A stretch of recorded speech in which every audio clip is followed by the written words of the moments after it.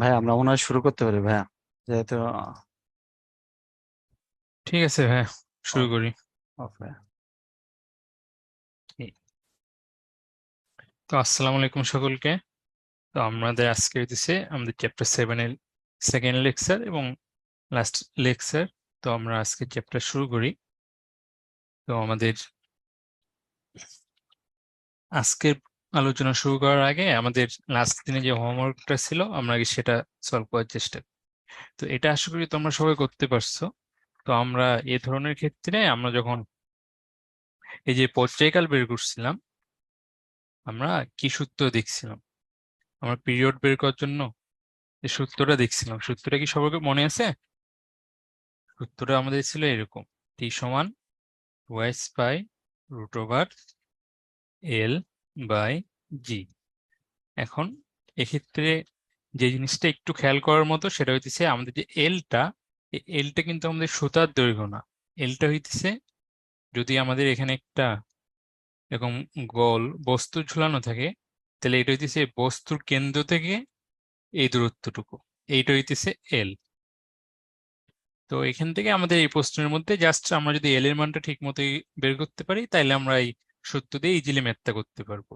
তো আমাদের এল এর মানটা দেখো, আমাদের এখানে সুতার দৈর্ঘ্য দেওয়া আছে 99 সেন্টিমিটার, এবং আমাদের যেটা বলা আছে যে আমাদের যে গোলকটা আছে, যে স্ফিয়ারটা আছে, সেটার ডায়ামিটার হইতেছে 2 সেন্টিমিটার। এখন ডায়ামিটার যদি 2 সেন্টিমিটার হয়, তাহলে আমরা জানি রেডিয়াসটা হয় 1 সেন্টিমিটার। তো এখানে দেখো আমাদের এখান থেকে এ পর্যন্ত হইতেছে 99 সেন্টিমিটার, আর এখান থেকে এটুকু হইতেছে 1 সেন্টিমিটার। তাহলে আমাদের এল সমান আসে 100 সেন্টিমিটার। এটা তোমাদের বইয়ে যে ম্যাথটা দেওয়া আছে সেটা হইতেছে ডিরেক্ট, এখানে 1 মিটার লম্বা দড়ি বলে দিছে। আর এখানে জাস্ট এই যে স্পেয়ারটা দিয়ে জাস্ট এল এর মানটা যেন তোমরা একটু স্পেসিফিকলি বের করা শিখো, সেজন্য এখানে এটা দেওয়া হয়েছিল। তো এখন এখানে যদি তুমি অ্যান্সারটা বসিয়ে দাও, তাহলে দেখবা টু পায়ের মান আমরা কত লিখি, 3.1416 ইন্টু এল এর মান হইতেছে 1 বাই জি এর মান 9.8 মিটার পার সেকেন্ড স্কোয়ার, এই রুট। তুমি যদি করো তাহলে দেখবে অ্যান্সার আসবে মোস্ট প্রবাবলি এটা 2 সেকেন্ড। তো এটা ছিল আমাদের বিগত দিনের বাড়ির কাজ। তো আশা করি এই বাড়ির কাজটা সকলে বুঝতে পারছো, খুবই সহজ ছিল। তো এবার আমরা আমাদের আজকের পড়াশোনা শুরু করব। তো দেখো, আমাদের আজকের টপিকটা হইতেছে ইকো।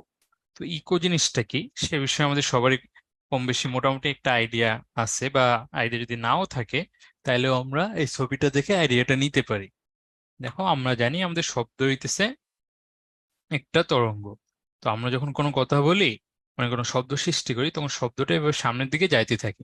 যাইতে যাইতে সামনে যদি কোনো অবস্টাকেল থাকে, তাইলে কি হবে, শব্দটা সে অবস্টাকেলে বাধা পাবে এবং ফিরে আসবে। এখন এই যে সাউন্ডটা যাইতেছে এবং ফিরে আসতেছে, এই ফিরে আসা যে সাউন্ডটা, এই সাউন্ডটাকে আমরা বলি ইকো। তাহলে ইকো জিনিসটা কি সেটা কি আমরা সকলে বুঝতে পারলাম?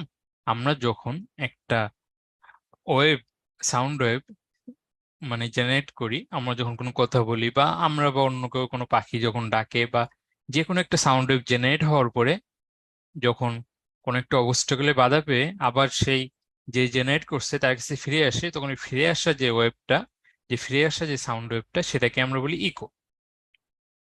তো ইকোর আইডিয়া বেসিক্যালি এটুকুই।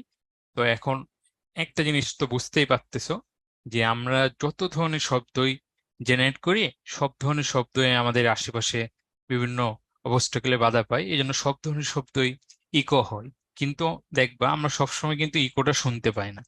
তোমরা যদি একটা বড় বড় হল রুমে গিয়ে চিৎকার করো, তাইলে দেখবো হয়তো তুমি ইকোটা শুনতে পাইতেছো, তোমার কথাটাই আবার তোমার কাছে ফিরে আসে।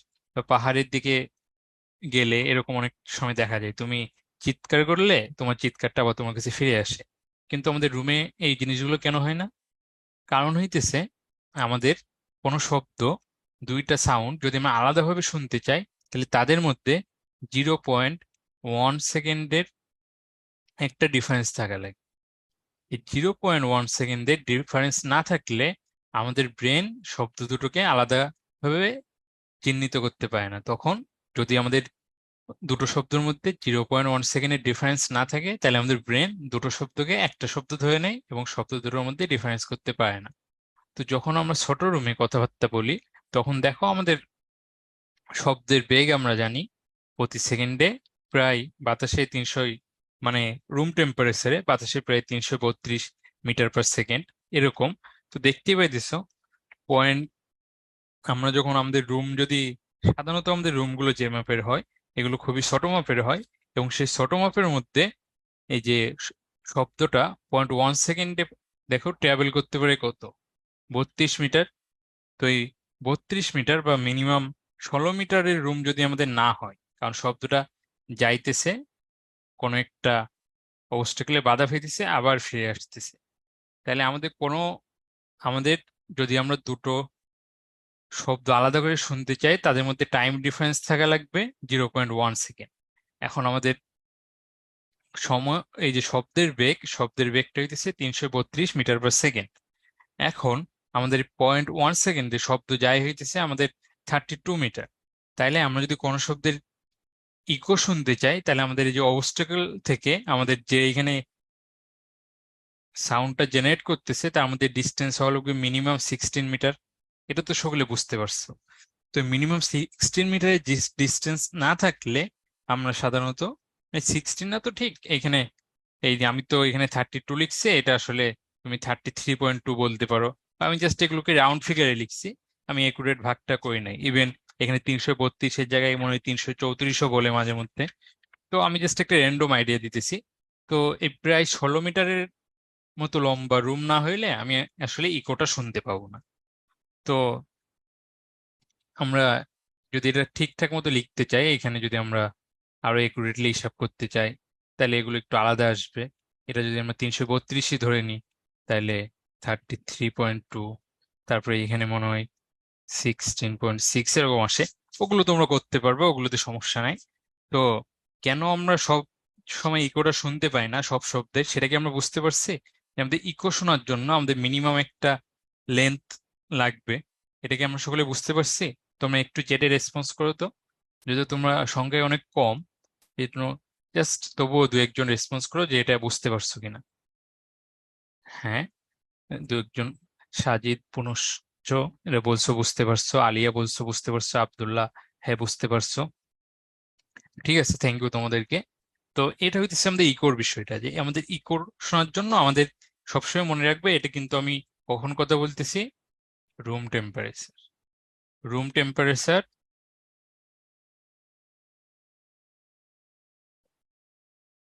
আমি কিন্তু এখানে দুটো সত্য বলছি, আমরা রুম টেম্পারেচার, আরেকটা হইতেছে আমাদের কি বলছি আমরা, এয়ার, বাতাস।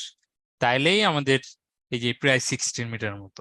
এখন এই দুটোর মধ্যে যে কোনো একটা যদি তুমি চেঞ্জ করো, তুমি যদি রুম টেম্পারেচারে না থেকে অন্য কোনো টেম্পারেচারে থাকো, বা তুমি যদি বাতাসে কথা না বলে অন্য কোনো পানিতে বা কোনো অন্য কোনো সলিড মাধ্যমে কথা বলো, তাইলে কিন্তু তোমার এই 16 মিটারটাও চেঞ্জ হবে। ঠিক আছে, সেটা আমরা একটু পরেই দেখবো। যে আরিশা বলছে ইকোর ডেফিনেশনটা একবার। ইকো আমি যেটা বলছি, আমরা যখন একটা সাউন্ড ওয়েভ জেনারেট করি তখন সেই ওয়েভটা কোনো পার্টিকেলে বাধা পেয়ে আবার আমাদের কাছে ফিরে আসে। তো ওই যে রিফ্লেক্ট করে যে সাউন্ড ওয়েভটা আসতেছে ওইটাকে আমরা বলতেছি ইকো। তো এখন আমরা আমাদের পরের স্লাইডে যাই। তো এখানে দেখো আমাদের স্পিড অফ সাউন্ড নিয়ে কিছু বলা আছে। তো এই স্পিড অফ সাউন্ডের কথাটা এখানে কিন্তু আমি ছোট করে বলছি যে আমাদের রুম টেম্পারেচার আর ইয়ার বলছি। তার মানে দেখো এইখানে আমার কথাটা যদি তুমি খেয়াল করে থাকো তাহলে তোমার মধ্যে একটা প্রশ্ন জাগা উচিত যে ভাইয়া কেন রুম টেম্পারেচার আর বাতাসের কথা বলছে। কারণ তুমি যদি এই টেম্পারেচারটা চেঞ্জ করো তাইলে আমাদের বাতাসের যে, সরি, আমাদের সাউন্ডের যে ভেলোসিটি সেই ভেলোসিটিটা চেঞ্জ হয়। আবার তুমি যদি ইয়ার অর্থাৎ তুমি যদি মিডিয়ামটাকে চেঞ্জ করো তাইলেও আমাদের এই যে সাউন্ডের ভেলোসিটি সেটা চেঞ্জ হয়। অর্থাৎ আমরা দেখতে পাইতেছি আমাদের ভেলোসিটি কিসের উপরে ডিপেন্ডেন্ট, আমাদের ভেলোসিটি কিসের জন্য চেঞ্জ হয়, আমাদের ভেলোসিটি চেঞ্জ হয়ে যেতেছে টেম্পারেচারের জন্য, আর আমাদের ভেলোসিটি আবার চেঞ্জ হয় মিডিয়ামের জন্য। তো মিডিয়ামের জন্য যে চেঞ্জ, এই মিডিয়ামের জন্য ভেলোসিটির যে চেঞ্জ, মানে সাউন্ডের ভেলোসিটি, সেটাকে আসলে কোনো রাশি দিয়ে প্রকাশ করা যায় না, এটা কোনো নিয়ম মেনে চলে না। এটা এক এক মিডিয়ামে এক এক রকম হয়। সাধারণত দেখা যায় যে ধরনের মিডিয়ামের স্থিতিস্থাপকতা তোমরা পড়ছো, ইলাস্টিসিটি পড়ো নাই মনে হয়, কারণ ওই চ্যাপ্টারটা আমাদের এখনো পড়ানো হয় নাই। সাধারণত দেখা যায় যে মিডিয়ামের ইলাস্টিসিটিটা বেশি,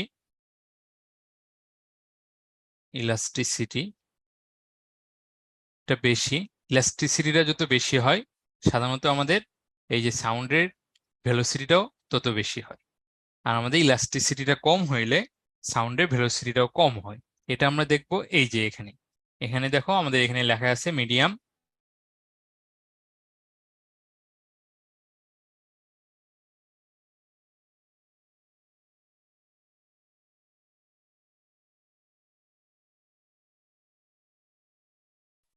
যাই হোক তোমরা বুঝতে পারলেই হইতেছে আমাদের ইলাস্টিসিটি যদি বেশি হয় তাইলে হইতেছে আমাদের এই যে ভেলোসিটিটাও বেশি হবে।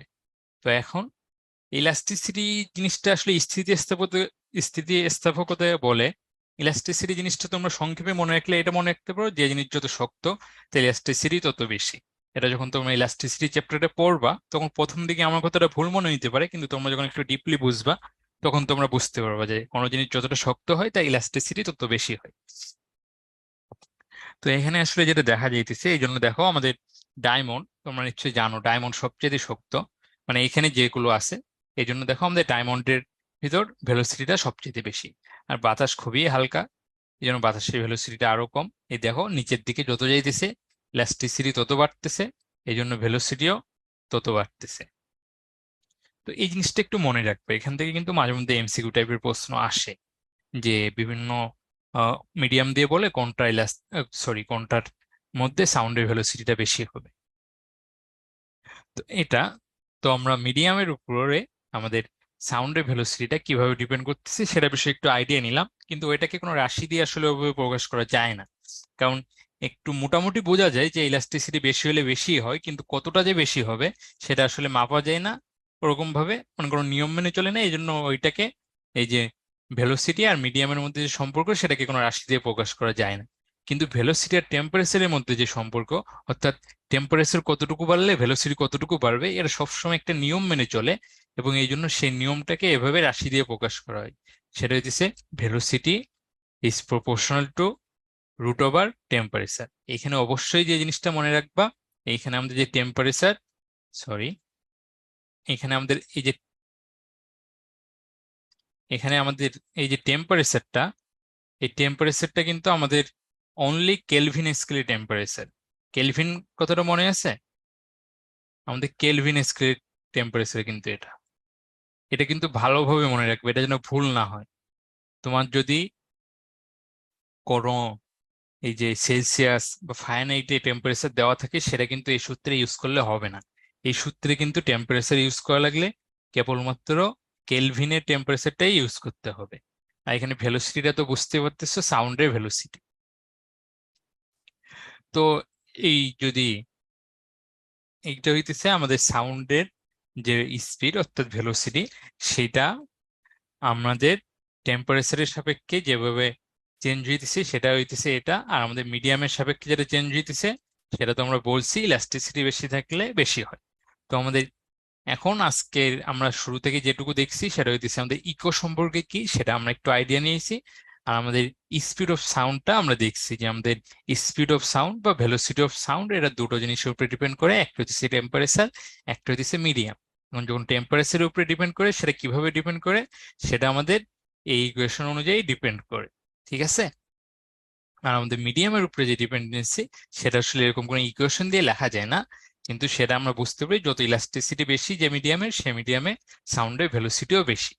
তো এখানে দেখো ইকোর জিনিসটা, তো আমি এই যে এখানে আসলে কি বুঝাইতেছি ইকো জিনিসটা সেটা বলি।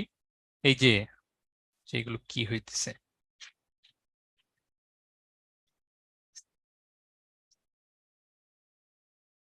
তো এইখানে আমি যে জিনিসটা বলছি যে আমাদের রুম টেম্পারেচার আর ইয়ার এই দুটোর জন্য প্রায় 16 মিটার মতো আমাদের জায়গা লাগে।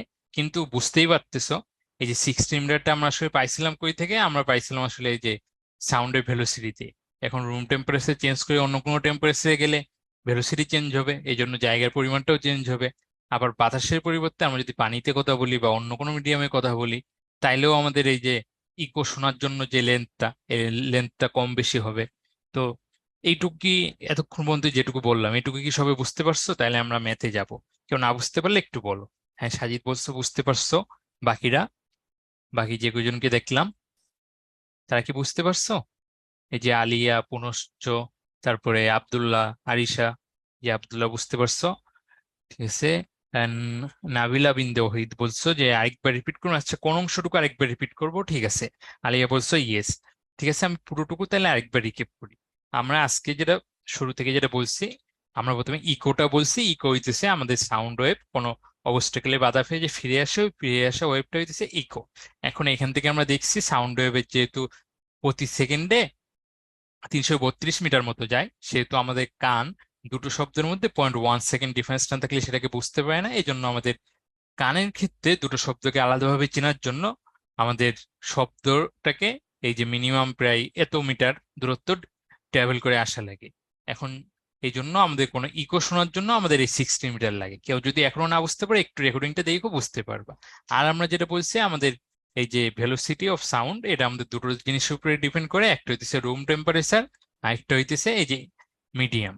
তো রুম টেম্পারেচার অর্থাৎ টেম্পারেচার চেঞ্জ হইলে আমাদের ভেলোসিটিটা কিভাবে চেঞ্জ হয় সেটা আমরা দেখছি। সেটা এইখানে যে লিখলাম সেটা গেল কই?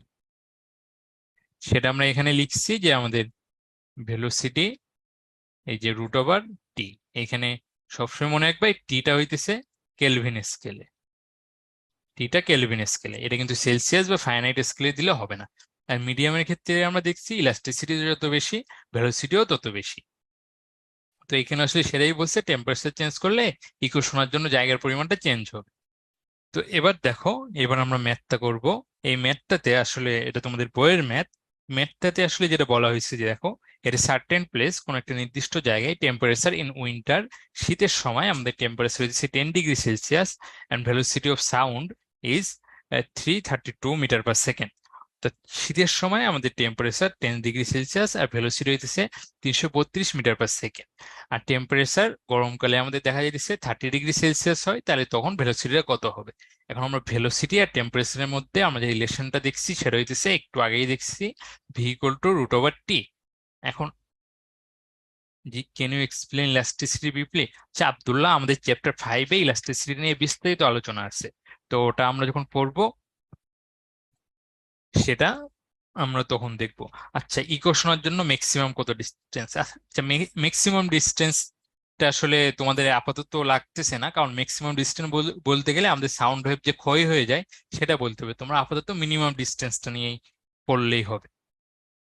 ঠিক আছে, আলিয়া বুঝতে পারছো? ম্যাক্সিমাম ডিস্টেন্স বলতে গেলে আসলে সাউন্ড ওয়েভ কিভাবে কমে কমে যায়। তুমি একটা কথা বললে অনেক দূর থেকে কেন শুনতে পায় না, মানে তুমি ওই ঢাকায় বসে কথা বলছো, বাইরের লোক কেন শুনতে পায় না, সাউন্ড ওয়েভটা কোন দিকে যায়, এসব অনেক কিছু চলে আসবে, এজন্য ওটা থাক। তো দেখো, আমাদের ভেলোসিটি এবং টেম্পারেচারের মধ্যে আমাদের যে ইকুয়েশনটা, মানে যে রিলেশনটা, সেটা আমাদের এরকম ছিল। এখন তাইলে আমরা এখান থেকে এটা লিখতে পারি।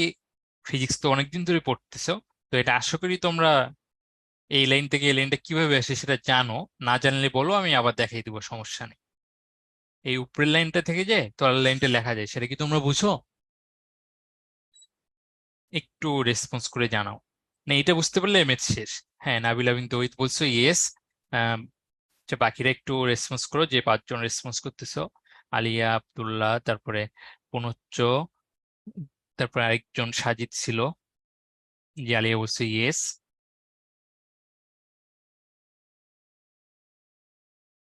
জি, আব্দুল্লাহ। আচ্ছা, এটা আব্দুল্লাহ বলছে এক্স্যাক্টলি জানো না। ঠিক আছে, তাহলে আমি একটু অল্প করে দেখিয়ে দিই। দেখো, তোমাদের তো এটা মনে থাকার কথা, মানে এটা তো একেবারে আমরা চ্যাপ্টার 2 থেকে পড়তেছি যে আমরা যদি সহানুভূতিক চিহ্ন সহায়তা চাই, তাহলে আমাদের এরকম কিছু লিখতে হয়, তাই না? এরকম কিছু লিখতে হয়।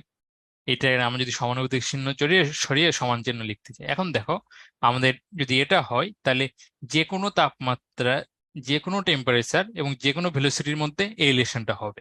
তাহলে আমরা লিখতে পারি ভি 1 সমান কে রুট ওভার টি 1। আবার আমরা লিখতে পারি ভি 2 সমান কে রুট ওভার টি 2। আবার তুমি চাইলে যা খুশি এখানে লিখতে পারো। আবার যে কোনো একটা তাপমাত্রা নিলা, সেই তাপমাত্রার জন্য এই রিলেশনটা খাটবে। ঠিক আছে, ওই তাপমাত্রা এবং ওই যে ভেলোসিটি, সাউন্ডের ভেলোসিটি, তার মধ্যে সবসময় রিলেশনটা থাকবে। এখন দেখো আমাদের এই যে 4 নম্বরটা তো লাগতেছে না, আমাদের মতো দুটো ডাটা নিয়ে কাজ করা লাগতেছে, তাহলে আমরা এই দুটোই রাখলাম। তো এই দুটো ইকুয়েশনকে আমরা যদি একটাকে আরেকটা দিয়ে ভাগ করে দিই, তাহলে আমাদের থাকে v1/v2 সমান কে √T1 বাই কে √T2। তাই কে কে কাটাকাটি হয়ে যায়, এই জন্য থাকে v1/v2 সমান √T1 বাই √T2।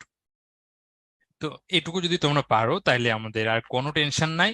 আমাদের দেখো T1 সমান কত দেওয়া আছে, আমাদের T1 সমান আমাদের 10 ডিগ্রি সেলসিয়াস দেওয়া আছে, আর V1 সমান আমাদের কত 332 মিটার পার সেকেন্ড। এখন T1 সমান 10 ডিগ্রি সেলসিয়াস, আমি বলছি যে আমরা কখনোই সেলসিয়াস বা ফারেনহাইটে এই সূত্রের মান বসাতে পারবো না, টেম্পারেচারের মান আমাদেরকে কেলভিনে বসাইতে হবে। কেলভিনে যদি আমরা বসাইতে চাই তাহলে আমরা জানি এর সঙ্গে 273 যোগ করলে আমরা কেলভিন পেয়ে যাই। 0.15 ওগুলো নিয়ে আপাতত মাথা না ঘামালেও চলতেছে। তাহলে এখানে আমাদের যেটা আসবে সেটা হবে 283 কেলভিন। আর আমাদের T2 এর মানটাও দেখো দেওয়া আছে, T2 এর মানটা হইতেছে আমাদের 30 ডিগ্রি সেলসিয়াস। 30 ডিগ্রি সেলসিয়াস, তো এটাকেও যদি আমরা কেলভিনে নিই 273 কেলভিন,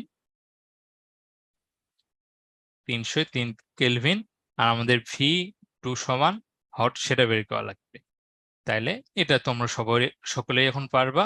আমাদের জাস্ট V1 সমান 332, V2 সমান V2 থাকলো।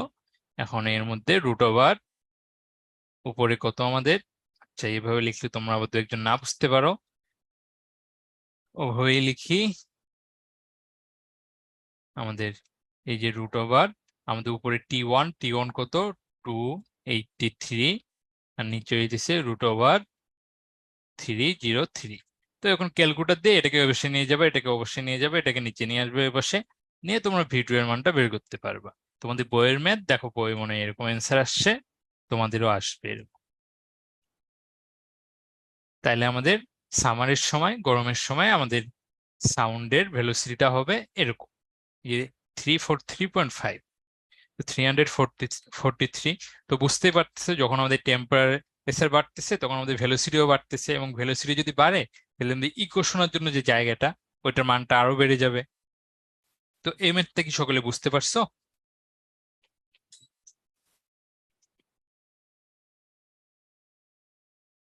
জি, আব্দুল্লাহ বুঝতে পারছো, সাজিদ বুঝতে পারছো, পুনচ্চ বুঝতে পারছো, বাকিদের কি খবর কয়েকজন দেখি কমেন্ট, মানে আবু সুফিয়ান, আলিয়া, আরিশা, জেলুম, তোমাদের কি খবর? নাবিলা তো বলছো, রানিয়া, রিসি, তারপরে তাসফি, তোমরা কি বুঝতে পারছো সব? হ্যাঁ, আলিয়া বলছো বুঝতে পারছো, বাকিরাও কেউ না বুঝতে পারলে বইলো। জি, আরিশা বুঝতে পারছো, রিচি বুঝতে পারছো, রানিয়া বুঝতে পারছো, ইয়েস, ঠিক আছে, থ্যাংক ইউ তোমাদেরকে। এবার আমরা পরের ম্যাথটাতে যাই। তো এটা আসলে তোমাদের দেওয়া ঠিক হয়েছে কিনা সেটা আমি ভাবতেছিলাম, কিন্তু আসলে তোমাদের বইয়ে এই টাইপের প্রবলেম দেওয়া আছে, তো এই জন্য এখানেও দেওয়া হয়েছে। তো আমি পোলটা লঞ্চ করে দিই। আচ্ছা, পোল এখানে ক্রিয়েটই করা হয় নাই, তাইলে আর কি হবে? আচ্ছা, মুক্তার ভাই কি আছেন?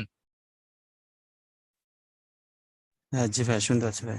এখানে কি পোল ক্রিয়েট করা হয়নি নাকি আজকে হবেই না? হ্যাঁ, হবে ভাই, হবে ভাই। আমরা হচ্ছে কম স্টুডেন্ট, তো আমরা আমরা চ্যাট বক্স নিতে পারি ভাই। থাক, চেট বক্সে নিয়ে আর লাভ নেই। ঠিক আছে, তাইলে এটা আমরা এমনিতেও এই প্রশ্নটা তোমাদের যেটা বলতেছিলাম তোমাদেরকে দেওয়া কতটা যুক্তিযুক্ত সেটাও আসলে প্রশ্ন থেকে যায়, কিন্তু দেখো তোমরা এখানে বুঝতেই পারতেছো যে উইসন ইজ দি, যে প্রশ্নটাও তো এখানে ভুল লেখা। এই স্পিড এন্ড টেম্পারেচার দিলে তো ঝামেলা।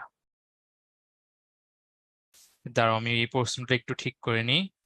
এটা আমাদের স্পিড এন্ড টেম্পারেচার হবে না, এখানে আমাদের স্পিড ভার্সেস টেম্পারেচার লিখি।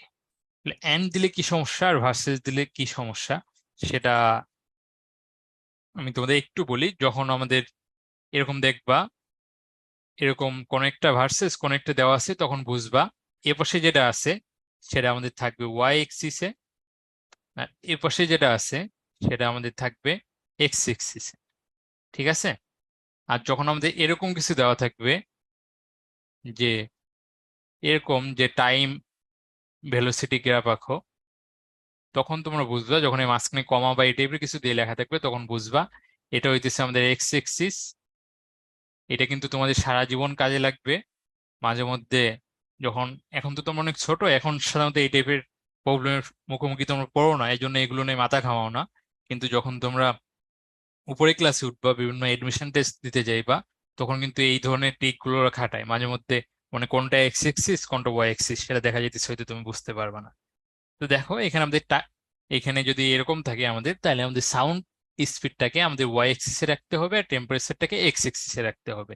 তার মানে এইদিকে সব, এদিকে ভি থাকবে, এদিকে টি থাকবে, এদিকে ভি থাকবে, এদিকে টি থাকবে। তো এ তো বুঝতেই পারতেছো। তো এই ক্ষেত্রে দেখো আমাদের ভি আর টি এর মধ্যে রিলেশনটা কি এরকম না? এই ধরনের যদি কোনো রিলেশন থাকে যে আমাদের ওয়াই সমানুপাতিক রুট ওভার এক্স, এই ধরনের রিলেশনের গ্রাফ কিরকম সেটা কি তোমরা জানো? জানার কথা না, আমার মনে হয় না তোমরা 8 9 এখনো সেই লেভেলের গ্রাফ পড়ছো যার জন্য তোমরা এই লেভেল, এই গ্রাফটা কিরকম হবে সেটা বলতে পারবা। কেউ কি বলতে পারো এই গ্রাফটা কিরকম হবে? এনিওন চ্যাট বক্সে বলো, না পারলে বলো যে ভাই পাই না। এটা আসলে মানে তোমাদের পারাই লাগবে এরকম না, ইভেন না পড়াটাই স্বাভাবিক। হ্যাঁ, পুনশ্চ বলছো পাই না, সাজিদ বলছো না ভেবে পাই না, আসলে পাওয়ারও কথা না, কারণ এই এই ধরনের প্রবলেম, এই ধরনের গ্রাফ তোমরা এখনো করো না। তারপরে রিচি বলছো পাই না। তো এটা জাস্ট জেনে রাখো, এই ধরনের যে গ্রাফ সেটা আসলে এটা হয়। কারণ কেন হয় সেটা বুঝাইতে গেলে অনেক ঝামেলা, আর সেটা অতিরিক্ত হয়ে যাবে। তার চেয়ে তোমাকে একটা ডাটা নিয়ে, র্যান্ডম ডাটা নিয়ে তোমরা প্লট করে দেখতে পারো, এরকমই হবে। তো ঠিক আছে, এটা তাহলে আমাদের থাকলো। এখন আমাদের ইউজ অফ ইকো। এখন আমাদের ইকো কি কি কাজে লাগে? তো ইকোর ব্যবহার আসলে এখানে আসলে বোঝার জিনিসপত্র কম, এটা তো তোমরা জানোই, পরীক্ষায় আসে মাঝে মধ্যে, লেখা লাগে বই দেখে পড়ে। আর আমি তোমাদেরকে একটা জিনিস বলে রাখি, তোমরা যখন আহ তোমরা তো এসএসসি তে পড়তেছো, তোমাদের তো এখনো একটা পাঠ্য বই বলে কিছু একটা আছে। তো তোমাদের বইটা আসলে খুব একটা ভালো বই এরকম না, কিন্তু যতই বাজে বই হোক, তোমরা যখন কোনো প্রশ্নের অ্যান্সার লিখবা, মানে এই যে মুখস্থ টাইপের অ্যান্সার বা এই টাইপের অ্যান্সার, তখন তোমাদের বইয়ে যেটা লেখা আছে ওরকম লেখার চেষ্টা করো, ঠিক আছে?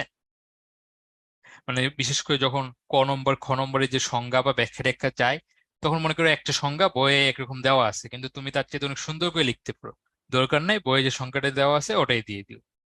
তো এখানে আমাদের ইউজ অফ ইকো। তো ইউজ অফ ইকো নিয়ে তো স- অনেক ব্যবহারই আমরা জানি। যে ওই যে মায়ের গর্ভে নবজাতক কিরকম সেটা বাইরে থেকে দেখার জন্য আল্ট্রাসোনোগ্রাফি নামে একটা প্রক্রিয়া ছিল, যেটা কথা তোমরা মনে হয় অনেকে শুনছো। তো আরেকটা, আর এখানে যে ছবিটা আছে যেটা নিয়ে তোমাদের বইয়ে বেশ আলোচনা করা হয়েছে, সেটা হচ্ছে সিসমিক সার্ভে। তো সিসমিক সার্ভেতে যেটা হয় আসলে দেখো, এই যে আমাদের, আমরা যদি একটা শব্দকে, একটা সাউন্ড ওয়েভকে আমরা যদি নিচের দিকে পাঠাই, তাইলে দেখো এই সাউন্ড ওয়েভ তো যাবে, এটা তো আসলে ঠিক কণার মতো যায় না, ওয়েভ তো আসলে ওয়েভের মতোই যায় সাউন্ডটা। তো এটা যখন যাবে, দেখো প্রতিটা, যত মাটির নিচে যতগুলো স্তর আছে, প্রতিটা স্তরেই সে কিছুটা করে রিফ্লেক্টেড হবে এবং কিছুটা ইকো উপরের দিকে ফেরত আসবে। দেখো এখান থেকে আসতেছে, এই যে এখান থেকে একটা ইকো যাবে, তারপরে নিচের লেয়ার থেকে একটা ইকো যাবে, তারপরে লেয়ার থেকে একটা ইকো যাবে। তো এই যে এক একটা ইকো যে যাইতেছে, তো এক এক, এই যে দেখো এই প্রথম এই সাউন্ডটা যখন এইখানে পৌঁছাবে, তখন যেটুকু সময় অতিবাহিত হবে, এইখান থেকে এইটা পৌঁছাইতে আরেকটু বেশি টাইম লাগবে না? তারপরে এটা পৌঁছাইতে আরেকটু বেশি টাইম লাগবে। তো এইভাবে আসলে যেটা করা হয় যে এই যে সাউন্ড ফিরে আসতে কতটা টাইম লাগতেছে, সেই টাইমটা হিসাব করে আসলে ওই লেয়ারটা কতটা নিচে আছে সেটা বের করা হয়। ইভেন এই জিনিসটা আরো অনেক বেশি, সমুদ্রেও এই জিনিসটা ইউজ করা হয়। তোমরা মনে করো জাহাজ ডুবে গেছে, এখন মাটির নিচে, পানির নিচে সমুদ্রের তলদেশে একটা জাহাজ, জাহাজ কত নিচে আছে সেটা বের করার জন্য কি করা হয়, এই যে এরকম, যে উপর থেকে একটা সাউন্ড নিচে জেনারেট করে নিচে পাঠিয়ে দেওয়া হয়, তারপরে দেখা হয় যে সাউন্ডটা আবার উপরে ফিরে আসতে কতক্ষণ টাইম লাগতেছে। এই যে ফিরে আসার সময়ের মধ্যে যে টাইমটুকু লাগতেছে, ওই টাইমটুকুতে এই যে সাউন্ডটা পানির ভিতরে কতটুকু ডিস্টেন্স ট্রাভেল করতে পারে সেটা বের করা হয়, এবং সেটা দিয়ে বোঝা যায় যে জাহাজটা পানির কত নিচে আছে। তো এটাও সেম প্রসেস। তো সিসমিক সার্ভে দিয়ে সাধারণত মাটির নিচে করা হয়, আমি পানির নিচেরটাও বললাম। ওই যে পানির নিচে কোনো জাহাজ ডুবে থাকলে ওভাবেই খুঁজে বের করা হয়, বা সাবমেরিন আছে কিনা সেটা বোঝার জন্য ওভাবে দেখা হয় যে সাবমেরিন তো পানির নিচে ডুবে থাকে, তো উপর থেকে যদি আমাদের, আমি আঁকি কিছু, আমাদের উপর থেকে যদি একটা সাউন্ড ওয়েভ পাঠিয়ে দেওয়া হয়, এখানে যদি সাবমেরিন কিছু থাকে এখানে পানির একটু নিচে, তাহলে সে এসে এখান থেকে তো আবার ফিরে যাবে। তো সে যদি তাড়াতাড়ি ফিরে আসে তাহলে তার যেটুকু টাইম অতিবাহিত হয়েছে আর এখানে তার বেগ যে, সেটা দিয়ে আমরা এই ডিস্টেন্সটুকু বের করতে পারি। তো এখান থেকে বোঝা যায় যে কোনো বস্তু পানির কত নিচে আছে। এখানেও সেম, যে কোন লেয়ার মাটির কত নিচে আছে সেটা দেখা হয়, এবং কোন লেয়ার কোন জায়গায় সেটা বোঝা যায়। ঠিক আছে? তো ইউজ অফ ইকোটা কি মোটামুটি বুঝতে পারছো? আর তোমরা বই পড়লে তোমাদের বইয়ে আশা করি এখানে কঠিন কিছু লেখা নাই, যা লেখা আছে সব বুঝতে পারবা। এটার জন্য একটু বই পড়ো। আচ্ছা, সবাই কি বুঝতে পারছো এটা? তাহলে আমরা সামনের টপিকে যাই। হ্যাঁ, সাজিদ বলছো, আলিয়া বলছো যে হ্যাঁ দুইজন বুঝতে পারছো। ঠিক আছে। তো আমাদের, আচ্ছা তোমাদের কারোর ওদিকে কি নামাজ দিছে, মানে আজান দিছে? আমাদের দিকে কি নামাজের ব্রেক এখনো পড়ে না? হ্যাঁ, নামাজের তো এখনো বাকি আছে। তাহলে আমরা সামনের দিকে, আব্দুল্লাহ বলছে ইয়েস। তাহলে আমরা সামনের দিকে যাই। তো এখানে মিউজিক্যাল সাউন্ড, যে আব্দুল্লাহ বলছে যে এখনো আজান দিই নাই। তো দেখো আমাদের মিউজিক্যাল সাউন্ড, তো মিউজিক্যাল সাউন্ডটা আসলে, মিউজিক্যাল সাউন্ড নিয়ে তোমাদের বইয়ে জাস্ট একটু আইডিয়া দেওয়া আছে, তাছাড়া তেমন কিছু লেখা নেই। তো সাউন্ড কিভাবে জেনারেট হয় সেটা আশা করি এই চ্যাপ্টারের শুরুতে তোমরা পড়ছো। সাউন্ড জেনারেট হওয়ার জন্য কোনো অবজেক্টকে ভাইব্রেট করতে হয়। কোনো অবজেক্ট ভাইব্রেট না করলে কোনোদিন সাউন্ড জেনারেট হয় না। মনে করো তোমাদের বাসায়, তোমাদের কারো বাসায় যদি ওই যে স্টিলের কোনো প্লেট বা এই টাইপের বাটি কিছু যদি থেকে থাকে, দেখবা হাত দিয়ে যদি তোমার হাত থেকে যদি নিচে পড়ে যায়, তাহলে দেখবা সে যখন নিচে আসে, এই যে নিচে যদি পড়ে, তাহলে দেখবা নিচে পড়ার পরে সে কাঁপাকাঁপি শুরু করে এবং খুবই বাজে সাউন্ড হয় এই স্টিলের জিনিসগুলোতে। কিন্তু তুমি যদি সাথে সাথে এটাকে হাত দিয়ে থামাই দাও, তাহলে দেখবা যে ওই যে ভাইব্রেশনটা হইতেছিল, ভাইব্রেশনটা বন্ধ হয়ে যায় এবং সাথে সাথে আমাদের যে সাউন্ডটাও বন্ধ হয়ে যায়। তো আশা করি তোমরা সবাই এটা জানো, না জানলেও এখন বুঝতে পারছো যে আমাদের সাউন্ড জেনারেট হওয়ার জন্য মাস্টলি ভাইব্রেট করা লাগে। তো এখন এই যে টিনের পাতিল বা স্টিলের পাতিল, কোনো পাতিল যখন নিচে পড়ে যায় তখন এর যে ভাইব্রেশনটা হয়, সে ভাইব্রেশনটা তো কোনো নিয়ম কানুন মেনে হয় না, ইচ্ছে খুশি মতো ভাইব্রেশন হয়। এই জন্য আমাদের কানে আসলে জিনিসটা এত বাজে লাগে। কিন্তু এই ভাইব্রেশনটা যদি পিরিয়ডিক ভাইব্রেশন হয়, তখন সেটা আর কি শুনতে ভালো লাগে। আর সেইটাকে বলা হয় আমাদের মিউজিক্যাল সাউন্ড। যদিও মিউজিকের টেস্ট এক একজনের এক এক রকম, কারো কারো ব্যান্ডের গান মানে খুবই বাজে লাগে, আবার কারো কারো মেলোডি ভালো লাগে, কারো কারো মেলোডি ভালো লাগে না। তো আসলে এই যে ভালো লাগা না লাগার বিষয়টা পার্সোনাল। পিরিয়ডিক ভাইব্রেশন কি, সাধারণত মনে করো কোনো বস্তু যে ভাইব্রেশন হইতেছে, কোন ভাইব্রেশনটা তো এরকম হিজিবিজি টাইপের হইতে পারে যে তার মধ্যে কোনো পিরিয়ডিক বৈশিষ্ট্য নাই। কিন্তু তোমাদের বইয়ে দেখবা সুন্দর দুটো ছবি দেওয়া আছে, এখানে কি দেওয়া আছে? না, ছবি দুটো এখানে দেওয়া নাই।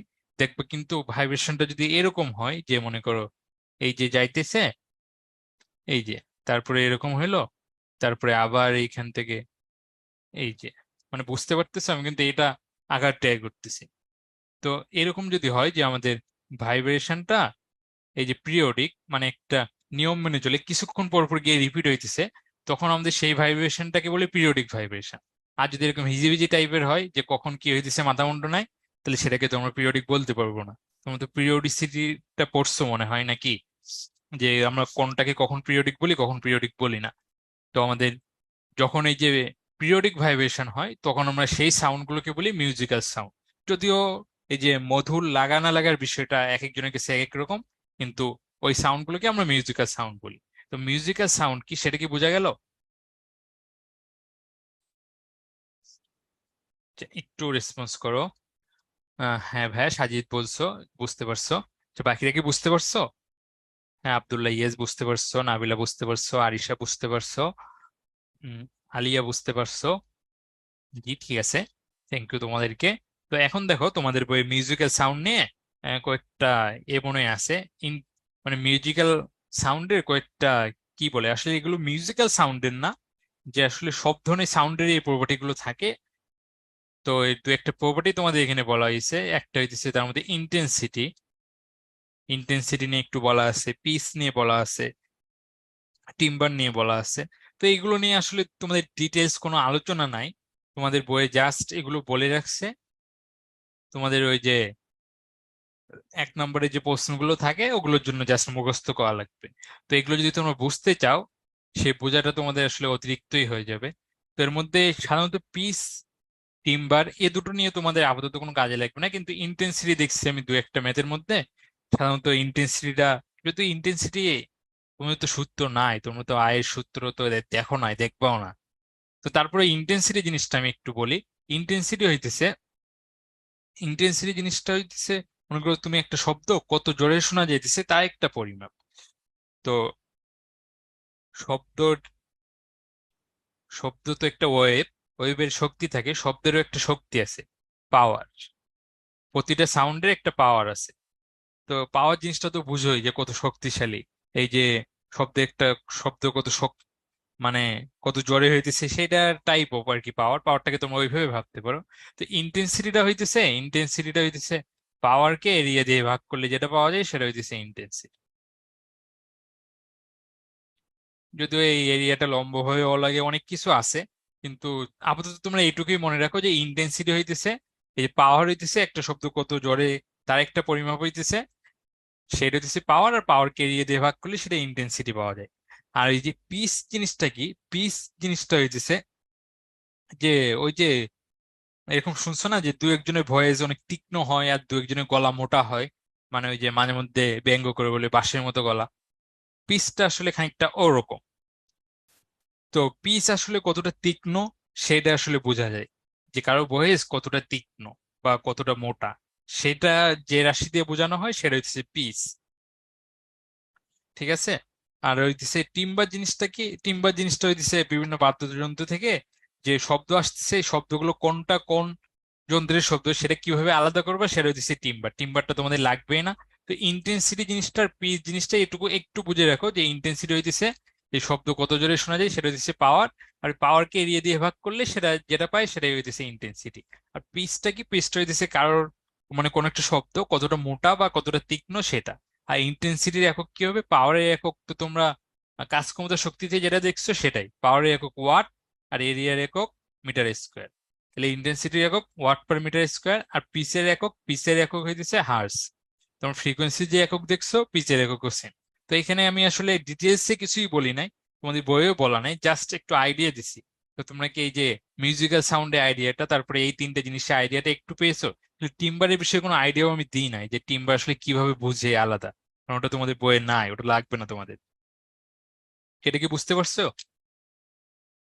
একটু বলো আমাদের। জি সাজিদ বুঝতে পারছো, আব্দুল্লাহ বুঝতে পারছো, আলিয়া বুঝতে পারছো। জি ঠিক আছে, এরকম কয়েকজন রেসপন্স করলে আমি বুঝতে পারি যে না সবাই বুঝতে পারছে। নাহলে কেউ কিছু না বললে তো এখানে তো তোমাদের মুখও দেখা যায় না, যে অফলাইনে যখন ক্লাস নিই তখন যেরকম মানুষের মুখ দেখলে বোঝা যায় যে বুঝতে পারতেছে কি পারতেছে না। তো এখানে আসলে সাউন্ড পলিউশন নিয়ে বলছে। তো সাউন্ড পলিউশন নিয়ে আসলে সেরকম কিছু বলারই নাই।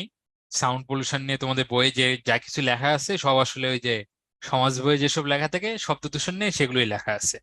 তো সাউন্ড পলিউশন মানে ওই আর কি, শব্দ যখন একটা নির্দিষ্ট ডেসিবেলের চাইতে বেশি হয়, কিছু নির্দিষ্ট ডেসিবেলের চাইতে বেশি হয়, তখন তাকে আমরা বলি শব্দ দূষণ। এখন মনে প্রশ্নই জাগতে পারে যে ভাই ডেসিবেল মানে কি? তো ডেসিবেল জিনিসটা তোমরা মনে হয় এখনো দেখো নাই। তো ডেসিবেল দেখার জন্য আমরা এই যে একটু পরে ম্যাথ করতেছি। আর এই সাউন্ড পলিউশন নিয়ে তোমাদের বিজ্ঞান বইয়ে, সমাজ বইয়ের মতো যে কিছু লাইন লেখা আছে, যে আইন টাইন কি তৈরি করা লাগবে, শব্দ দূষণের জন্য কি কি হয় টয় এসব, কখন শব্দ দূষণ হয় টয়, এগুলো একটু দেখে নিও ভাই। মানে ওগুলো তো আর কি আমি বলে যাই আর তোমরা পড়ো, কোনো ডিফারেন্স নাই। তো এই ম্যাথমেটিক্যাল প্রবলেমটা দেখলে তোমরা বুঝতে পারবা। তো এটা দেখো, আমি তার আগে তোমাদের এখানে একটু দেখাই দিই। মনে করো আমাদের এই যে জেট ইঞ্জিন, ঠিক আছে, জেট ইঞ্জিনের যে শব্দ হয় তার পাওয়ারটাকে আমরা ধরতেছি P1, ঠিক আছে? আর আমাদের এই যে মস্কুইটোর এই যে উইং এ যে সাউন্ডটা হয় সেটার পাওয়ারটাকে আমরা ধরতেছি, এটাকে ধরতেছি P1, এটাকে ধরতেছি P2। এখন ডিবি বলতে কি বোঝায়? ডিবি হইতেছে 10 লগ 10 ইন, মনে করো কোনো একটা আহ হ্যাঁ, মনে করো কোনো একটা কিছু আমরা মাপলে একটা প্রচলিত এককে আসে এক্স, ঠিক আছে? আমরা যদি ডিবিতে বের করতে চাই তাহলে আমাদের যেটা করা লাগবে 10 লগ 10 এক্স নেওয়া লাগবে। তো বিষয়টা যদি তোমাদের এখনো ক্লিয়ার না হয়ে থাকে তাহলে আমি তোমাদের আরেকটু ক্লিয়ার করে দিতেছি, ঠিক আছে? দেখো, আমরা যেটা বলতেছি এটুকু মনে হয় তোমাদের ক্লিয়ার হয় নাই। তো দেখো আমি যেটা বলতেছি, তোমাদের মনে করো আমাদের জেট ইঞ্জিনের যে সাউন্ডটা তার পাওয়ার আমরা ধরতেছি P1 watt per metre square, আর আমাদের মস্কিটোর উইং এর যে সাউন্ডটা সেটাকে আমরা ধরতেছি P2 watt per metre square, ঠিক আছে?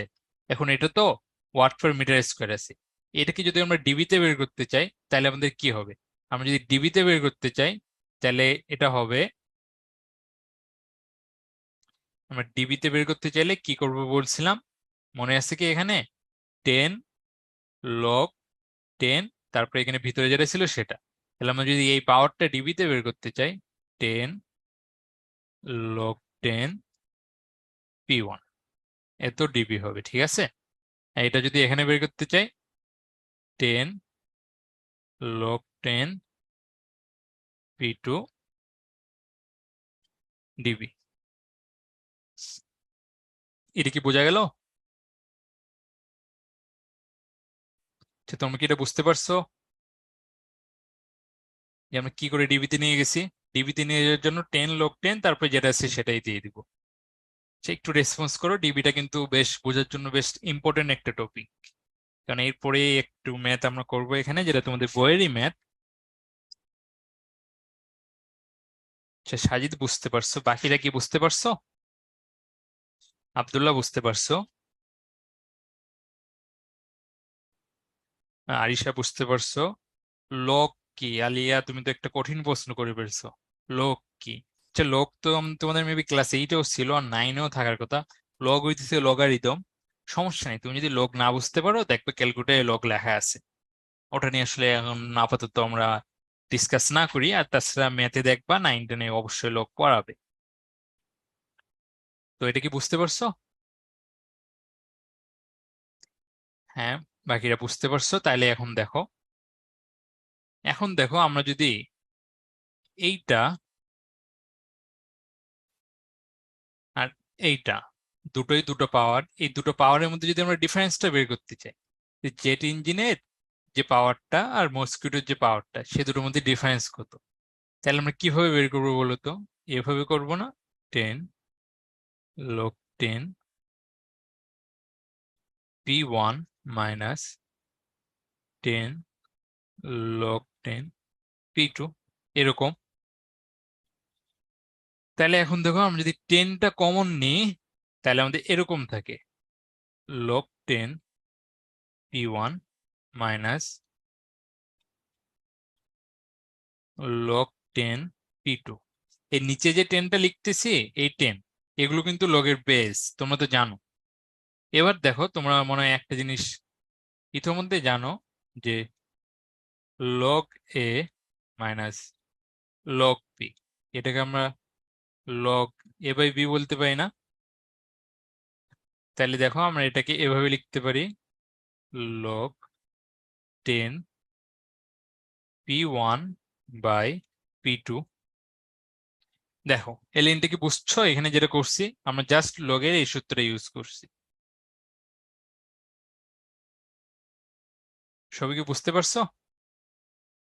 সাজিদ বুঝতে পারছো? জি, বাকিরা?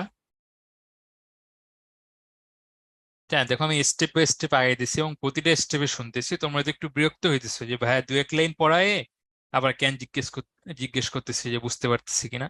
তো আসলে মাঝে মধ্যে এরকম হয়ে যায়, এই যে তোমাদের একটু দেখা যায় না, অনেকেই তো এই দু এক লাইন বুঝে না, তার জন্য বাকি পরের কোনোটাই সে বুঝে না।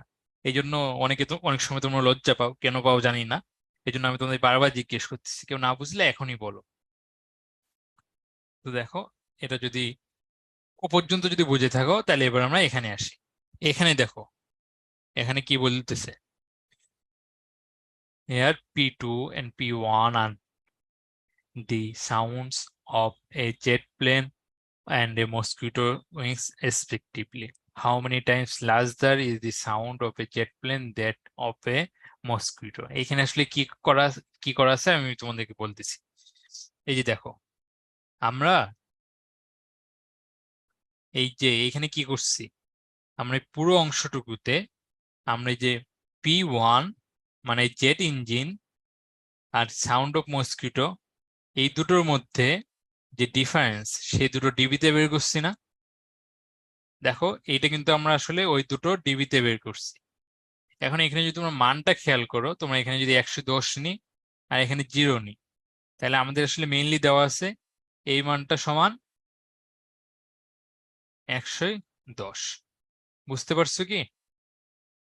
হ্যাঁ, 10 log 10 হচ্ছে ওই যে, এটা কিন্তু সামনে 10, এটা কিন্তু সামনে 10, আর এটা কিন্তু বেজে 10। ঠিক আছে, 10 log 10 এটা দিয়ে ডিবি বানাইতে হয়, এটা ফর্মুলা। তাহলে আমাদের এখানে যে প্রবলেমটা, সেই প্রবলেমটা কি বুঝতে পারছো? এখানে প্রবলেমটা কি বলছে, এখানে প্রবলেমটা বলতেছে 10 log 10 P2 by P1 equal to, ও এখানে P2টা কিন্তু এখানে দেখো জেট ইঞ্জিন, আগে কিন্তু এটাকে আমরা P1 ধরছিলাম, এটা সমস্যা নেই, এটা হইতেছে P1। এখানে যেটা দেওয়া আছে এটা সমান এই যে 110 minus 0, 110 minus 0 dB. 10 log 10 P2 by P1 সমান 110। এটা কি বুঝতে পারছো সবাই?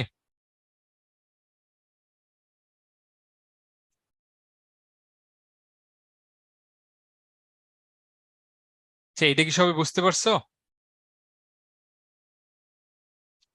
এইখানে দেখো আমাদের এই যে এ পাশেরটাও ডিবি, ও মুছে গেল। এখানে দেখো আমরা আমাদের আমাদের এ পাশেরটাও ডিবিতে ডিফারেন্স, এ পাশেরটাও ডিবিতে ডিফারেন্স, এই জন্য আমরা দুটো সমান লিখতে পারছি। এই যে প্রবলেমটা কি বুঝতে পারছো, যে আমাদের প্রবলেমটা আসলে এটা বলা হয়েছে? সবাই কি এটা বুঝতে পারছো? জি আইস, তাইলে তো আলহামদুলিল্লাহ, তাইলে তো এবার আমাদের কোনোই সমস্যা নেই, এবার আমরা জাস্ট এটা সলভ করে ফেলবো। এবার দেখো, তাহলে আমরা যেটা করব, আমাদের এখানে 10টাকে আমরা অবশ্যই নিয়ে গিয়ে ভাগ করে দিব। লগ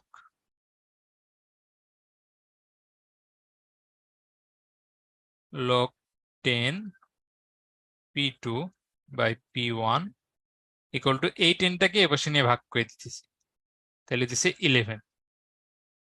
তাহলে এবার দেখো, তোমরা এরকম একটা সূত্র তোমরা পড়ছো কিনা।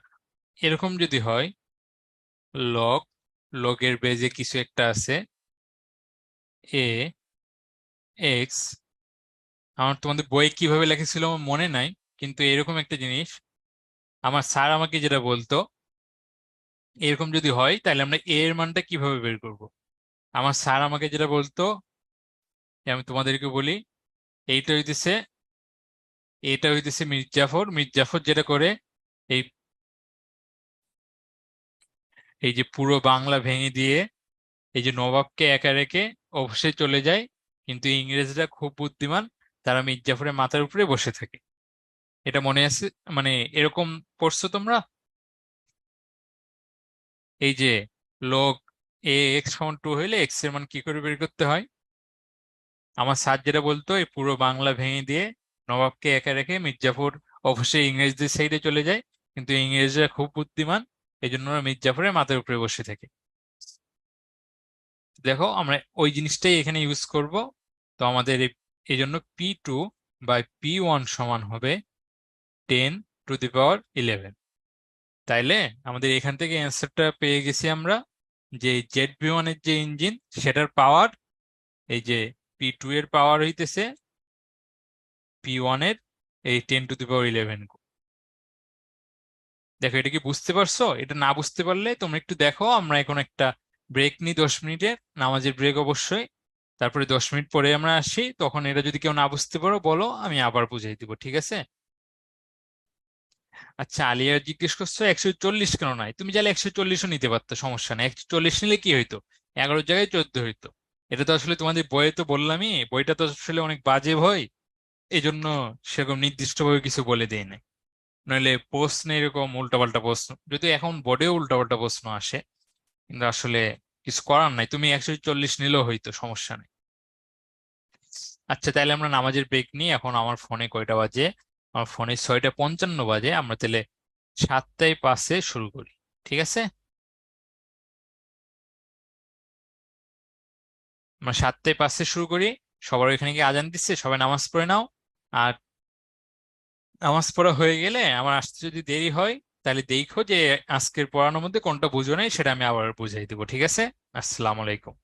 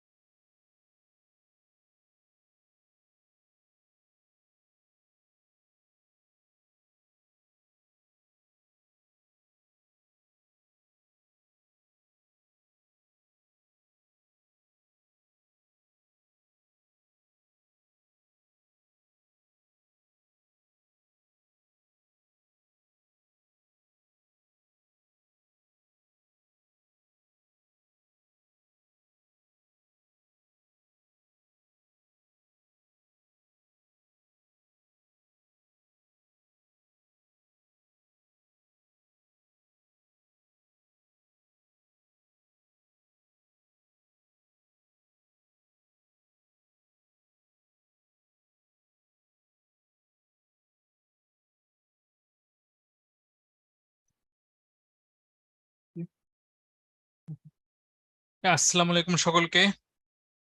তোমাদের টাইম শেষ, সবার কি নামাজ পড়া শেষ নাকি কেউ এখনো বাকি আছো? কেউ বাকি থাকলে সে তো নিজে বলতে পারবো না যে ভাই আমি এখনো বাকি আছি।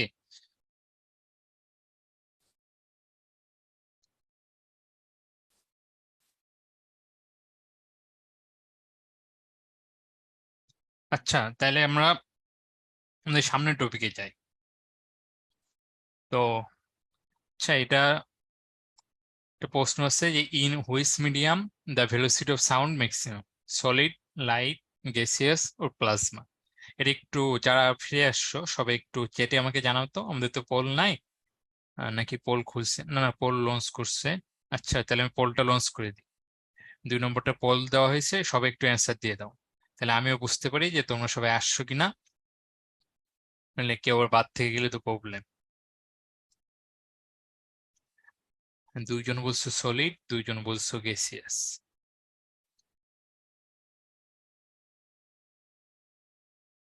এখনো মেবি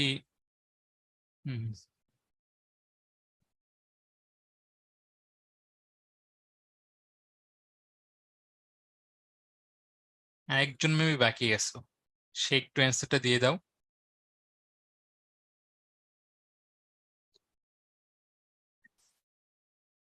একজন মাত্র আসছো।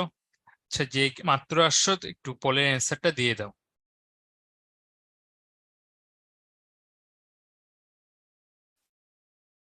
একজন বাকি আছো, সে মেবি এখনো আসো নাই বা অন করে চলে গেছো। আচ্ছা ঠিক আছে, তো আমরা এখানে দেখি আমাদের 64% সলিড বলছে, 90% লাইট বলছে, আর 27% গ্যাসিয়াস বলছে। তো দেখো, একটু আগে আমি যেটা বলছিলাম যে আমাদের যে যার স্থিতিস্থাপকতা বা ইলাস্টিসিটি যত বেশি, তার সেই মিডিয়ামে সাউন্ডের ভেলোসিটি তত বেশি। আর আমি ইলাস্টিসিটির জন্য আরেকটা কথা বলছিলাম যে আমাদের ইলাস্টিসিটিটা আসলে যার যে যত বেশি শক্ত, তা ইলাস্টিসিটি তত বেশি। তো এখানে আসলে দেখো, যদিও এর মান সবগুলোই আলাদা মান আছে, কিন্তু তোমরা তো বুঝতে পারতেছো যে আমাদের সলিড যেটা, সেটাই সবচেয়ে বেশি শক্ত, সবচেয়ে সলিড। এই জন্য এটার ভেলোসিটিটাই সবচেয়ে বেশি হবে।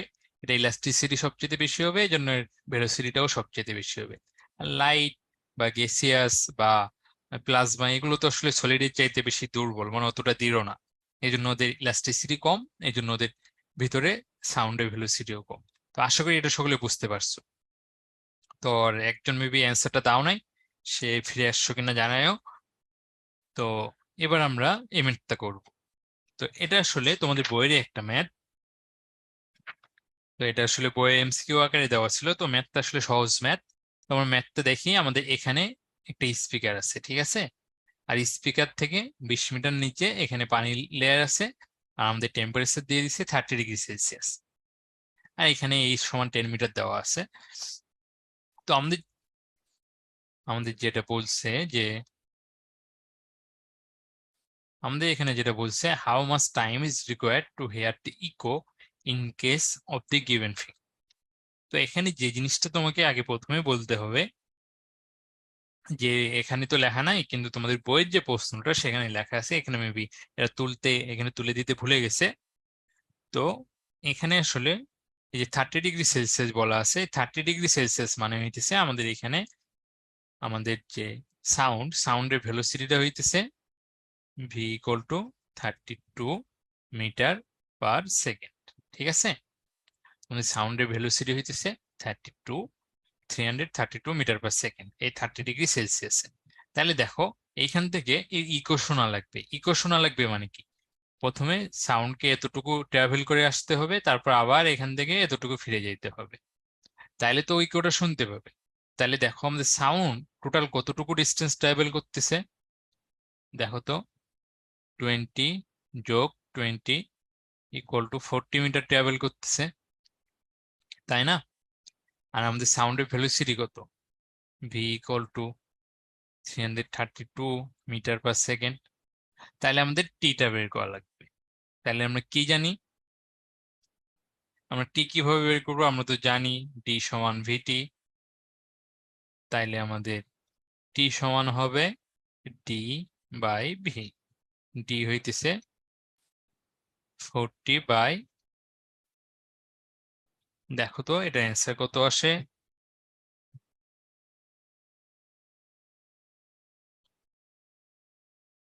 আমাদের যদি 40 বাই, আমার ক্যালকুলেটর কই, হয়তো ক্যালকুলেটরও নাই। আচ্ছা, কেউ একজন আমাকে বলো যে এটা অ্যান্সারটা কত আসতেছে। 0.1, 0.12 সেকেন্ড।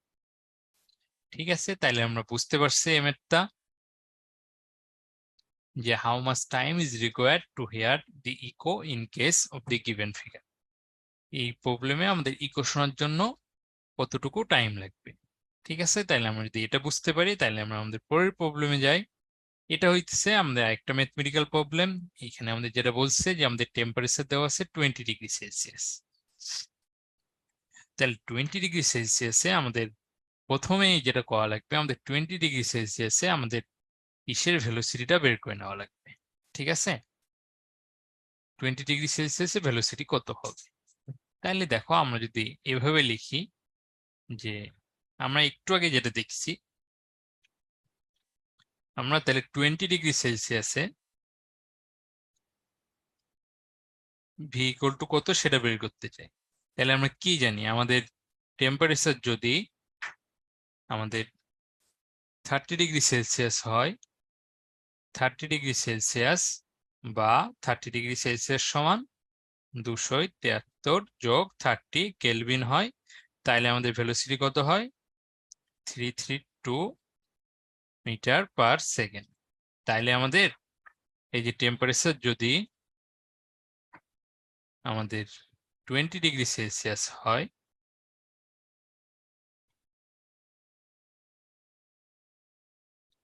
তাইলে আমাদের ভেলোসিটি কত হবে সেটা আমাদের বের করতে হবে। তো আমরা লিখতে পারি যে এখানে v1/v2 সমান √T1/T2। তাইলে আমরা এখান থেকে এটা v2, v1 এর মান কত, 32/v2 সমান √T1 এর মান কত, 30 যোগ 273 বাই √20 যোগ 273। কেউ আমাকে এখান থেকে বলো তো v2 এর মানটা কত আসছে। আমি দেখি, তোমরা আগে করতে পারো না আমি আগে করতে পারি, যেহেতু আমার কাছে ক্যালকুলেটর নাই।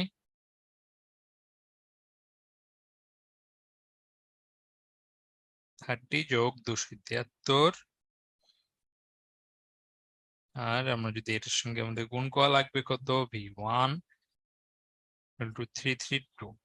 দেখো তো এরকম কিছু কি আসে, যে 326.47 মিটার পার সেকেন্ড, এরকম কিছু আসে আমাদের শব্দের বেগটা এই যে 20°C। একটু আমাকে দু একজন জানাও, তোমরা কি করতে পারছো ম্যাথটা।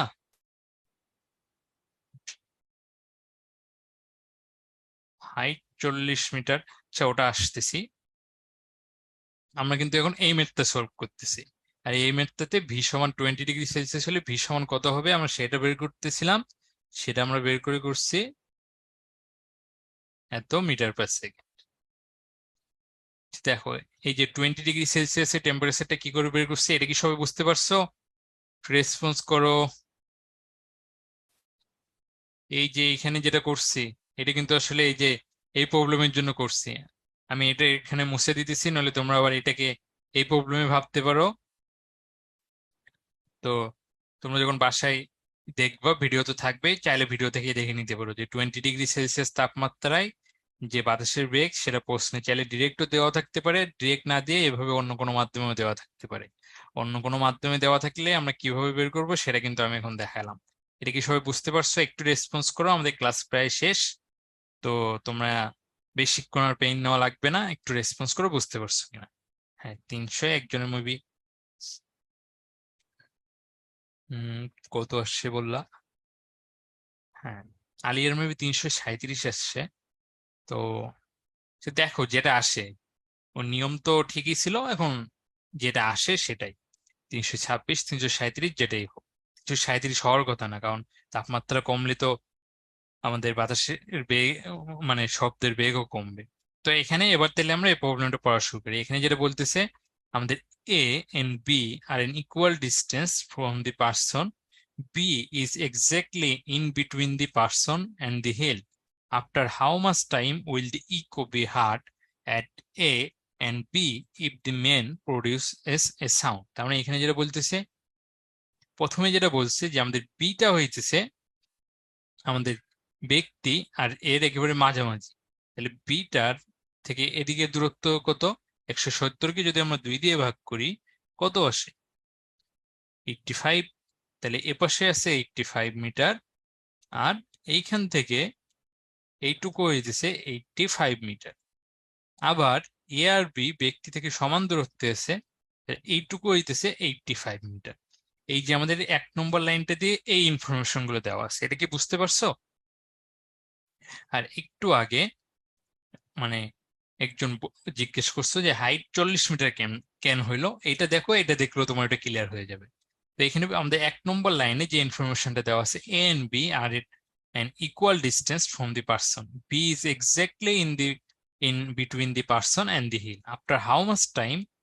এবার আমাদের 1 নম্বর লাইনে যে ইকুয়েশন যে ইনফরমেশন গুলো দেওয়া হলো সেগুলো আমরা লিখে ফেলছি। এবার after how much time will the echo be heard at A and B if the man produces a sound.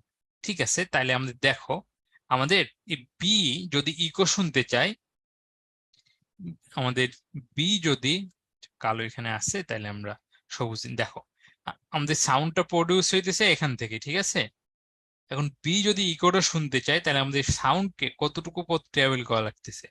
প্রথমে এতটুকু যাওয়া লাগবে, তারপরে এতটুকু ফিরে আসা লাগবে, তাইলেই তো আমাদের বি সাউন্ডটা শুনতে পাবে। তাহলে বি কে ইকোটা শোনার জন্য দেখো, এ যখন এখান থেকে বলতেছে প্রথম, কিন্তু বি সাউন্ডটা শুনতেছে, কিন্তু ওইটাকে কিন্তু আমরা ইকো বলতেছি না, আমরা ইকো বলছি যেটা লেগে ফেরত আসবে। তাহলে ইকোটা ফেরত আসার জন্য, ইকোটা শোনার জন্য সাউন্ডটাকে দেখো টোটাল কতটুকু পথ ট্রাভেল করতে হইতেছে। প্রথমে এইখান থেকে এই পুরো পথটা যাওয়া লাগতেছে, প্রথমে আমাদের এই যে 170 মিটার যাওয়া লাগতেছে, তারপরে আবার সেখান থেকে 85 মিটার ফেরত আসা লাগতেছে। তাহলে এতটুকু পথ সাউন্ডকে যাওয়া লাগতেছে যখন আমাদের বি কে ইকো শোনানো লাগতেছে, ঠিক আছে। আর দেখো আমাদের সাউন্ডের ভেলোসিটিটাকে আমরা এখানে এই যে 3 রাউন্ড ফিগার ধরে নিই, এত মিটার পার সেকেন্ড। এটা যদি হয় তাহলে আমাদের টাইম কতটুকু লাগবে? আমরা জানি ডি সমান ভিটি, তাহলে আমাদের টি সমান ডি বাই ভি। ডি হইতেছে 170 যোগ 85 বাই ভি এর মান 326, যেটা আসবে সেটাই অ্যান্সার। এবার কি বুঝতে পারছো যে আলিয়া বলছো 255? তোমরা কি এবার বুঝতে পারছো যে বি কে ইকো শোনার জন্য, বি কে ইকো শোনার জন্য কত টাইম লাগবে? বি বিন্দুতে ইকোটা শোনার জন্য কত টাইম লাগবে? প্রথমে এখান থেকে শব্দটা যাওয়া লাগবে, আবার ফেরত আসা লাগবে। তাইলে এটা, হ্যাঁ, 55 বুঝতে পারছো? তাহলে 55 এবার কি বুঝতে পারছো আগে কেন আমরা 40 লিখছিলাম? কারণ শব্দটাকে প্রথমে নিচে যাওয়া লাগবে, তারপর নিচ থেকে আবার উপর পর্যন্ত আসা লাগবে, তারপরে আমরা ইকোটা শুনতে পাবো। এখানে বি এর বিষয়টা বুঝতে পারছো? বি তাইলে আমরা কিভাবে বের করতেছি, বি এর ইকো শোনার জন্য কত টাইম লাগবে। আবার দেখো, এবার যদি তুমি এ টা বের করতে চাও, তাহলে এ কে যদি ইকো শুনতে হয়, এ কে ইকো শোনার জন্য আমাদের প্রথমে যেটা করতে হবে, এখানে থেকে সাউন্ডটা প্রডিউস হইতেছে, সাউন্ডটা প্রথমে এদিকে যাবে 170 মিটার, তারপর এখান থেকে আবার এই যে এ পর্যন্ত আসা লাগবে। তাহলে দেখো এক্ষেত্রে সাউন্ডটাকে কতটুকু পথ ট্রাভেল করা লাগতেছে। প্রথমে 170 মিটার যাইতেছে, এই যে প্রথমে এই যে এত 170 মিটার গেল, তারপরে আবার এই যে 170 মিটার ফেরত আসতেছে, তারপরে আবার এই যে 85 মিটার যাইতেছে। তাহলে 170 যোগ 170 যোগ 85 মিটার। এটা কি বুঝতে পারছো সবাই? আর এখানেও বেগটা সেম। তাইলে দেখো আমাদের এখানেও টি সমান আসবে ডি বাই ভি, 170 যোগ 170 যোগ 85 বাই 326। সবাই কি এটা বুঝতে পারছো যে আমাদের এ এবং বি তে ইকো শোনার জন্য কত টাইম লাগবে একটু সবাই জানাও আমাকে, যে সবাই এটা বুঝতে পারছো কিনা। এই যে ইকোর যে ম্যাথ গুলো দেখালাম, মানে আমাদের আজকে যে ম্যাথ গুলো দেখালাম, নাবিলা বলছে ইয়েস। তো আজকে যে ম্যাথ গুলো দেখালাম এই ম্যাথ গুলো সবাই ক্লিয়ার কিনা, সবাই বুঝতে পারছো কিনা। কোনো ম্যাথ যদি না বুঝতে, আব্দুল্লাহ বলছে ইয়েস আন্ডারস্টুড। কেউ যদি কোনো ম্যাথ না বুঝতে পারো বলো, আমরা কিন্তু ক্লাস প্রায় শেষ পর্যায়ে, আর অল্প একটু বাকি আছে। সাজিদ বুঝতে পারতেছো বা সব একটু বুঝতে পারলে জানাও, তোমাদেরকে বেশি ডিস্টার্ব করবো না, ক্লাস প্রায় শেষ। তো বলো যে বুঝতে পারছো কিনা, আর না বুঝতে পারলে সে বলো। হ্যাঁ, সবাই বুঝতে পারছো। তাইলে এবার আমরা এইখানে আমাদের হোমওয়ার্ক, তো এইখানে হোমওয়ার্কে যেটা বলা হয়েছে যে আমরা 20 থেকে 20 ক্লাস পর্যন্ত শুনতে পাই, জাস্ট তোমাদেরকে এই যে 20 হার্জ এর জন্য ওয়েভলেন্থটা বের করা লাগবে, আর 20 কিলো হার্জ এর জন্য ওয়েভলেন্থটা বের করা লাগবে। সো ঠিক আছে, আমাদের আজকে ক্লাস এ পর্যন্ত ছিল। কেউ যদি কোনো কিছু না বুঝতে পারো বলো, তাছাড়া আমাদের ক্লাস শেষ। ঠিক আছে, মুক্তার ভাই আছেন? হ্যালো। হ্যাঁ জি ভাই, আমি শুনতে পাচ্ছি ভাইয়া। আচ্ছা ভাই, ক্লাস আমরা শেষ। তাহলে দু একজনের কোশ্চেন নিতে পারি যাদের হ্যাঁ হ্যাঁ, যদি কারো টপিক রিলেটেড প্রশ্ন কোশ্চেন থাকে আছে। অবশ্যই। আচ্ছা স্টুডেন্ট ভাই, আপনারা তোমাদের যদি আজকে টপিক রিলেটেড কারো যদি কোনো কোশ্চেন থাকে, তোমরা হচ্ছে হ্যান্ড রেজ করতে পারো বা চ্যাট বক্সে জানাতে পারো, ভাই তোমাদেরকে অ্যান্সার দিয়ে দেবেন।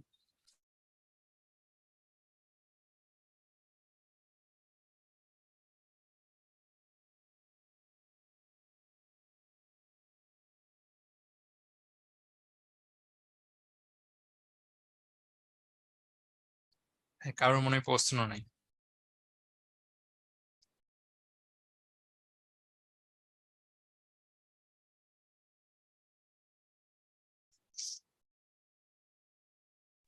আচ্ছা ভাই, মনে হয় কারোর কোনো কোশ্চেন নাই, আজকে ক্লাসটা তাহলে আমরা শেষ করতে পারি ভাই। জি ভাই, জি ভাই, ঠিক আছে। ওকে, আর স্টুডেন্ট ভাই আপনারা, তাহলে আজকে আমরা ক্লাসটা এখানে শেষ করি। তোমরা সবাই ভালো থেকো, সুস্থ থেকো, আল্লাহ হাফেজ, আসসালামু আলাইকুম।